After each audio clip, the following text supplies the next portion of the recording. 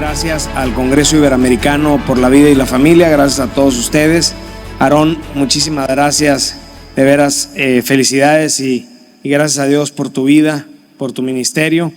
Muchas gracias aquí a todas las autoridades y pastores, familias que nos acompañan aquí de Santa Cruz. Bueno, yo estoy en Global Center for Human Rights, es una organización que está basada en Washington, D.C. Y en Global Center lo que hacemos son tres cosas básicamente. Es litigio estratégico ante el Sistema Interamericano de Derechos Humanos. El otro es formación, porque muchas veces no saben cómo funciona el sistema interamericano. Nos ha tocado hablar con ministros de cortes, con juzgadores, con una gran trayectoria. El detalle es ese: el sistema interamericano no es como el derecho común o como el derecho constitucional comparado. Sirve, pero no es igual. Y desde ahí nos están imponiendo una agenda. Y la otra es un centro de investigación y observatorio donde en las próximas semanas esperamos tener una publicación donde se ve el condicionamiento de los recursos de los organismos como Banco Interamericano de Desarrollo, Fondo Monetario Internacional y Banco Mundial. Condicionaron a América Latina, por ejemplo, obras hidráulicas. ¿Qué tiene que ver con ideología de género? Obras de infraestructura educativa. ¿Qué tiene que ver con igualdad y diversidad sexual? Entonces ahí es donde nos sembraron en las letras chiquitas. Hace 20 años empezó a suceder eso. Entonces, bueno, yo les voy a platicar hoy. Nos invitó nuestro querido amigo Aarón Lara a hablar sobre el caso Beatriz. Quiero decirles que de manera muy breve, porque ya estamos un poquito ajustados, pero bueno, el punto aquí más importante es que nosotros como iglesia evangélica, yo también soy cristiano, nuestra organización no es, pues no tiene ninguna religión, hay católicos, cristianos, pero vimos un tema fundamental de unirnos en las iglesias, en los lugares, para poder hablar. Y ahorita, como decía nuestro buen amigo Fabricio Alvarado, es que la gente sepa que los derechos humanos no son para los expertos. Esa es otra gran mentira. No es para los abogados, no son las banderas multicolores. Los derechos humanos es parte de nuestra cotidianidad y por eso es importante alzar la voz y exigir a nuestros legisladores y a nuestros jóvenes que sí podemos entrar nosotros a hacer la diferencia. Bueno, primero, el caso Beatriz es un asunto que precisamente cuando fuimos con El Salvador, se decía, no, pues ese asunto ya está, porque 2 años antes habíamos llevado el caso Manuela. ¿Por qué tanta insistencia en Centroamérica? Bien lo decía Fabricio, porque es no sé si sea un experimento, pero ha sido severamente atacado desde Guatemala hasta Panamá, Centroamérica, por muchos asuntos. A nosotros también nos tocó llevar el caso Manuela, otro asunto relacionado con aborto, y ahora el caso Beatriz. Cuando fuimos a El Salvador a platicar sobre esto, nos decían, es que eso ya está, porque gran parte de nuestros países se allanan. ¿Qué quiere decir se allanan? Se dicen, está bien, aceptamos sus recomendaciones, hacen ajustes legislativos y pagan una cierta compensación por el daño hecho. Bueno, Beatriz fue una chica salvadoreña de escasos recursos y enferma, que tuvo un embarazo, tuvo a su bebé y después tuvo un segundo embarazo. En ese segundo embarazo, entre el primer bebé y su segundo embarazo, le detectan lupus.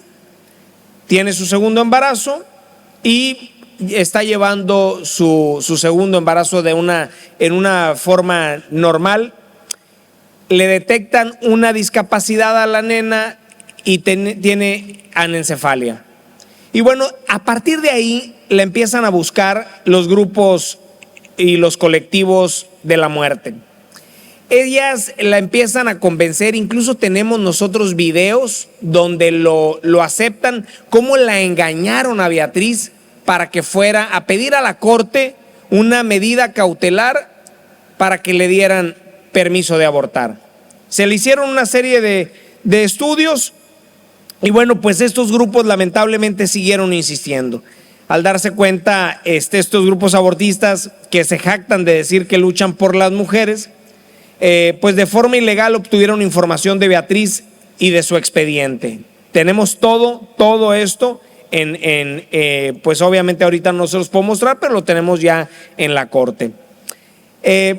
Así que ellas obtuvieron el domicilio, el médico y todo lo que era parte pues de su privacidad. La acosaron y la convencieron de que si no mataba a la bebita que llevaba en el vientre, ella moriría y dejando huérfano a su otro hijo. Imagínense en el dilema que ponen a Beatriz después de tanto hostigamiento, de visitarla casi diario y mostrarle lo que podía suceder, siendo esto solamente opiniones ideológicas, porque los médicos le hacían estudios y dictámenes y la información pues clínica daba otros datos, como dijo aquel. Beatriz, llena de temor, pues, ¿qué hace? Accedió a estas pretensiones de estos grupos y fue a la corte a solicitar el aborto. La Corte de El Salvador, después de analizar todo su caso, no encontró prueba fehaciente. Nosotros tenemos los peritos donde decían que no tenía una vinculación entre el lupus, su embarazo, la anencefalia y la muerte de cualquiera de las dos vidas. Así que le negó el aborto. Aquí es bien importante que El Salvador, pues sí, cuando está en riesgo la vida de la madre, el doctor puede intervenir para que se lleve a cabo esta intervención y esto no es penalizado. Bueno, finalmente Beatriz tuvo su parto y nació su bebé, a quien ella bautizó como Leilani, que de ella nadie habla.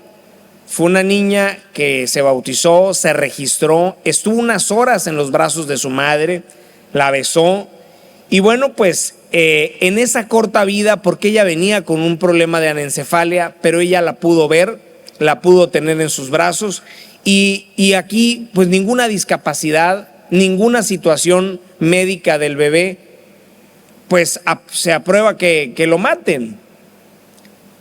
Hoy vemos que gran parte de los abortos que se están llevando a cabo es por niños con síndrome de Down, con personas con discapacidad, y eso realmente es verdaderamente inhumano. Eso es abrirle la puerta otra vez a la eugenesia, donde vamos a pedir bebés por catálogo, y eso realmente estamos hablando de la peor crueldad que estamos viendo. Beatriz muere 4 años y 4 meses. Beatriz muere 4 años y 4 meses después de su parto. Quiero decirles que a partir de ese vínculo de la muerte de Beatriz, 4 años y 4 meses después de haber nacido Leilani, es que empieza una lucha feroz en los medios de comunicación porque ella habría muerto a consecuencia de no haberle concedido el aborto. Y quiero decirles que lo absurdo es que cuando se ve todo el expediente y el historial, no viene ahí de qué murió. ¿Saben de qué murió? Murió en un accidente de motocicleta. Mucha gente dice, oye, ¿y qué tiene que ver? Pues así de absurda es esta agenda. A base de mentiras, medias verdades, información parcial, empiezan a imponer una agenda de la muerte donde cuando platicamos con la gente de Estados Unidos este caso, dicen es el Roe versus Wade de América Latina, porque hoy con el pretexto del control de convencionalidad quieren imponerlo no nada más en El Salvador. Este caso ya entra en ese presupuesto de decir va a ser para toda América Latina. Ese es el gran problema de este caso, del caso Beatriz, que quieren imponer por encima de las soberanías, de los organismos democráticamente electos y de lo que piensa el ciudadano, en una agenda totalmente perversa, quieren imponer lo que no han podido hacer democráticamente. Que por cierto, felicidades a Santa Cruz por esa legislación, que son ejemplo a nivel Américas.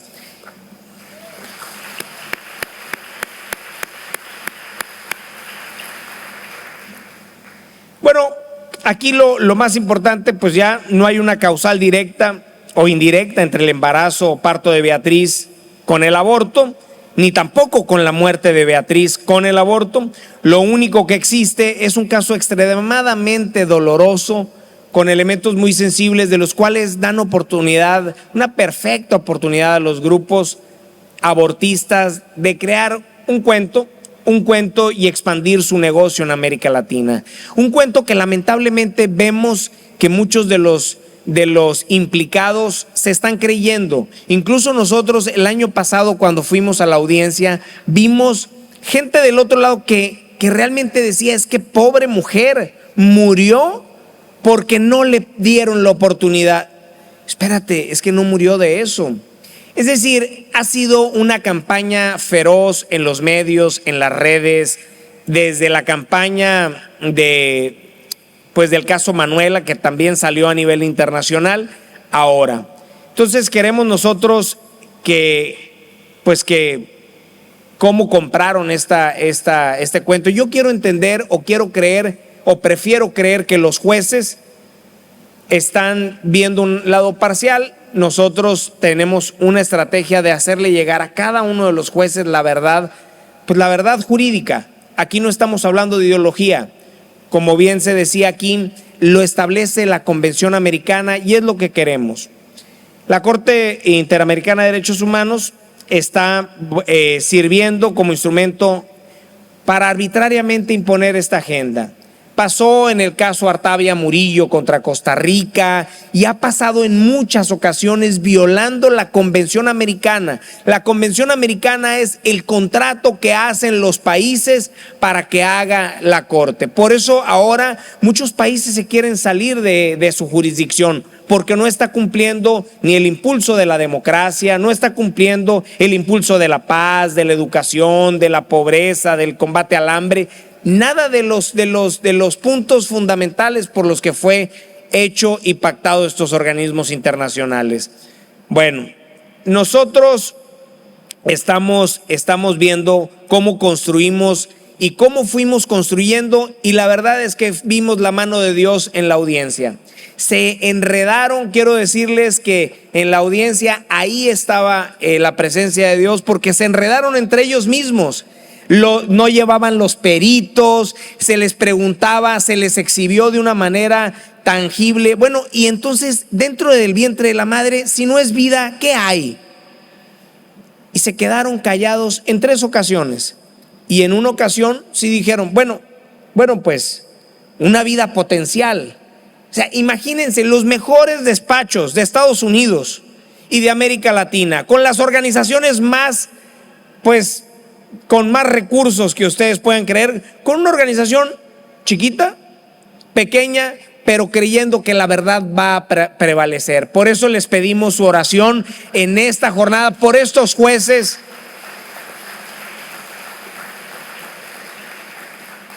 Ahí presentamos los dictámenes, los peritajes, presentamos todo, y los jueces se sorprendían, porque había cosas que no estaban dentro del expediente original. Quiero decirles que después vimos cómo el perito original hoy trabaja en IPAS, cómo vimos que los testigos originales, peritos y las personas que ayudaron a construir el inicio de este caso, hoy son parte de las organizaciones como CEGIL, como IPAS y como la organización que está interponiendo esta denuncia. Y bueno, pues aquí se expuso, decían que el feto no era un ser humano, que todo ser humano, pues aquí, pues vale relativamente su edad. Entonces se expusieron una serie de contradicciones. Nosotros creemos que todo ser humano, sin importar la discapacidad que enfrente, es un ser humano merecedor de derechos. Y eso es lo que defendemos, la vida y la dignidad humana. Aquí hubo muchas manipulaciones. Los representantes de Beatriz, pues ya les decía, son CEGIL, el brazo jurídico abortista. En su página pueden averiguar quién es CEGIL. IPAS, esta organización, pues es quien más lucra de la industria del aborto.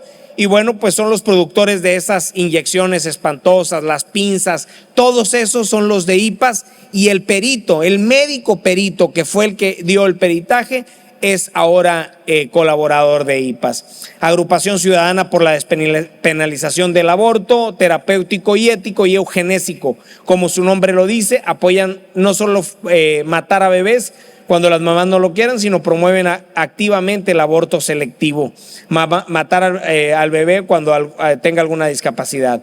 La Colectiva Feminista por el Desarrollo Local de El Salvador promueve el feminismo, y bueno, pues una muy importante, pues el que esto fue llevando estas contradicciones. Nosotros lo que vemos es que si nosotros, las iglesias, nos ponemos activamente a hablar lo que está sucediendo, de dónde viene, cómo llegamos hasta aquí, cómo llegó la educación sexual integral, cómo llegó el matrimonio igualitario, cómo está llegando esta agenda y por qué les estamos pagando para que nos impongan esta agenda. Eso es lo más preocupante. Los países les pagan para que nos impongan esta agenda. Entonces no lo están haciendo por el bienestar de los ciudadanos. Aquí nosotros también tenemos un estudio que ahí les voy a pasar la página y el link, donde el financiamiento perverso de estas organizaciones reciben financiamiento para hacer resoluciones a pedido. Resoluciones como matrimonio igualitario, como Artavia Murillo contra Costa Rica, para imponer por encima de las legislaturas ciertas actividades. Entonces aquí yo quiero poner quiénes son los jueces. Aquí es bien importante visibilizarlos. Aquí pues no estamos exhibiendo ni violando ningún derecho, porque a ellos les pagan los países. Visibilizarlos. ¿Para qué?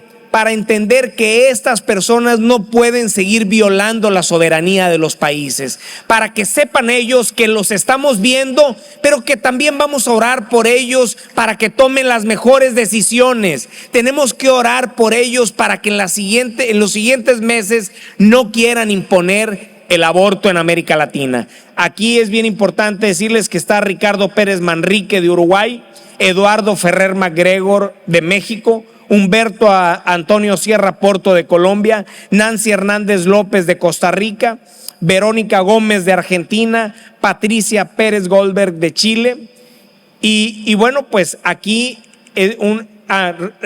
Rodrigo Mudrich de Brasil.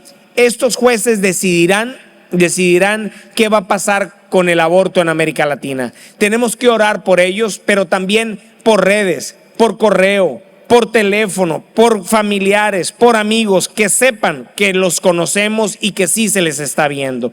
Entonces aquí no perdamos la oportunidad de que estos fallos, pues de decirle a nuestra gente que estos fallos sí nos van a vincular a nuestros países. Y bueno, pues obviamente después vamos a platicar del control de convencionalidad, que es un término perversamente usado. Si van a tener control de convencionalidad, que vean la convención primero, pero no bajo un criterio totalmente distinto a la Convención de Viena en los casos de interpretación jurídica. Pero luego hablamos de eso, porque aquí este caso está lleno de mentiras, manipulaciones, que bueno, pues vamos a ver si realmente juzgan bajo la norma exacta.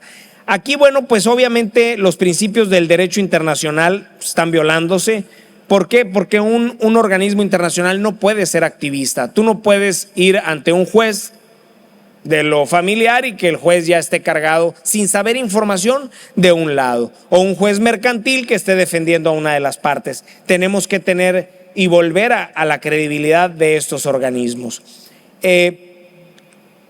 Aquí obviamente no solamente quieren imponer el aborto, pues aquí los derechos de los padres y el derecho de conciencia también serán afectados. Aquí estamos viendo una feroz batalla contra la dignidad humana, contra la libertad religiosa, contra la libertad de conciencia, contra los derechos de los padres en educar. Y es absurdo. Hace unos años nos decía alguien, ¿qué pensarías si te metieran a la cárcel por transmitirle, enseñarle a tu hijo en lo que tú crees? Pues nos daba risa. Hoy está pasando en América Latina. y la verdad es que tenemos que alzar la voz y tenemos que dar esta batalla desde lo jurídico, desde lo mediático, desde la oración, pero también en lo proactivo, como lo hace el Congreso Iberoamericano por la Vida y la Familia en toda América Latina. Y bueno, pues yo nada más hicimos una síntesis porque es un breve el tiempo, pero quiero decirles, ¿qué podemos hacer? Es la gran pregunta. ¿Qué podemos hacer ante esta realidad? 4 cosas fundamentales. Primero, decirle a la gente, ¿sabes lo que está pasando? Y pues obviamente informarles por muchos medios. Aarón ha hecho muchísimos Zooms, muchísimas videoconferencias, tener esa información, orar por la unidad de la iglesia, porque el evangelismo no va a servir si nos siguen afectando en nuestras libertades más sagradas que Dios nos ha entregado. El Estado solamente nos la reconoce, pero es importante orar por la unidad de la iglesia, tener la apertura de la información y tener muy claro que el orar no solamente por lo que está pasando en nuestros países, sino orar particularmente por los jueces, tener sus nombres pegados ahí y orar por ellos para que tengamos claro que la oración del justo puede mucho, y ustedes lo saben en Santiago 5:16. La otra es conocer a los jueces y preguntarle a los legisladores de nuestros países, ¿conoces a tu juez? Yo le he preguntado por lo menos a 15 legisladores de México, de Colombia y de Argentina, y no conocen a su juez. Si esos jueces se sienten vistos, los invitan los legisladores, los llaman a cuentas, van a ver cómo ante la luz, pues ellos ya van a cambiar su actitud. Pero ellos se sienten en el anonimato total. Por eso queremos visibilizarlos, no afectarlos, visibilizarlos, orar por ellos, fortalecerlos para que decidan conforme a la verdad. Otra parte muy importante es hablar con nuestros cancilleres para saber si ellos están conscientes de lo que están haciendo. Esos 4 puntos es fundamental. Y la otra, por último, en la OEA, en esta próxima Asamblea General de la OEA, como bien decía Aarón, necesitamos que se unan todos en torno no solamente a la agenda de las organizaciones que ya traen. Este caso nos tiene que unir a todos, porque este caso, quizás en Estados Unidos no hubieran tardado 50 años en tumbar el Roe versus Wade si ellos hubieran sabido las implicaciones que esto tenía. Hoy tenemos tiempo, hoy tenemos la posibilidad de unirnos, hoy todavía podemos abrirle los ojos a los jueces, pero hoy Dios va a actuar bajo esta decisión del caso Beatriz contra El Salvador en la Corte Interamericana de Derechos Humanos. Nosotros estamos en Global Center for Human Rights. Ahí está toda la información que quieran tener. Tenemos breve tiempo, pero de veras muchísimas gracias por la oportunidad, gracias por la invitación, y queremos decirles que cualquier tema, en cualquiera de los temas que podamos coadyuvar, estamos a la orden para poder seguirnos pues nutriendo de temas quizás técnicos, quizás que veamos lejanos, pero que son más cercanos de nuestra vida cotidiana de lo que pensamos. Muchísimas gracias y que Dios los bendiga.